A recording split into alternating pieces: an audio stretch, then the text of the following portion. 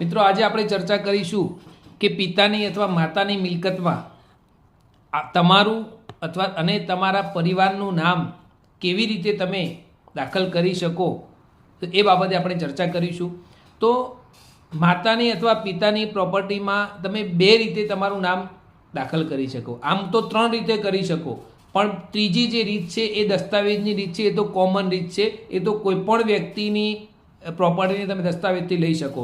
પણ એ સિવાયની જે બે આસાન તરતીબ છે, જેમાં દસ્તાવેજ ખર્ચ કરવાની જરૂર પડતી નથી, જેમાં 2 રીતો છે.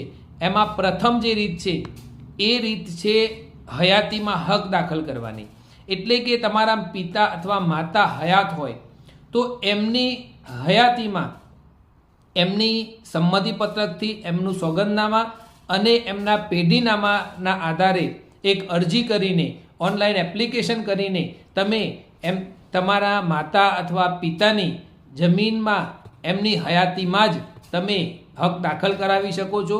અને એ હક દાખલ કરાવો એટલે તમારા માતા અથવા પિતાના જેટલા વારસદારો હોય એ બધા વારસદારોના નામ એ તમારા માતા પિતાની જમીનમાં આવી જાય. બીજી રીત એ છે કે તમારી માતા પિતામાંથી કોઈનું અવસાન થાય અને એમને નામે પ્રોપર્ટી હોય, તો એમાં જો તમારો હક દાખલ કરવો હોય તો એના માટે તમારે પેઢીનામાની સાથે એમનું મરણનો દાખલો મૂક્યા પછી એમની વારસાઈની નોંધ પાડવાની હોય. એ વારસાઈની રીતે તમારું નામ એમાં દાખલ થઈ શકે છે. પણ વારસાઈ કરવામાં અથવા હયાતીમાં હક દાખલ કરવામાં અમુક બાબતોનું તમારે બિલકુલ ધ્યાન રાખવું જરૂરી છે.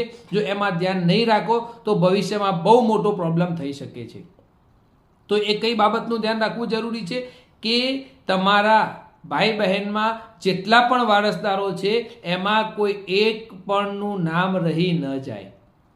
જો કોઈ એક પણ વારસદારનું નામ રહી ગયું તો સૌ પ્રથમ નુકસાન એ થશે કે જો તલાટીને કે ત્યાં ખબર પડશે કે રજિસ્ટરમાં, તો તમારી જે નોંધ છે હયાતીની, જે વારસાઈની અથવા હયાતીમાં હક દાખલ કરવાની નોંધ છે એ રદ થશે.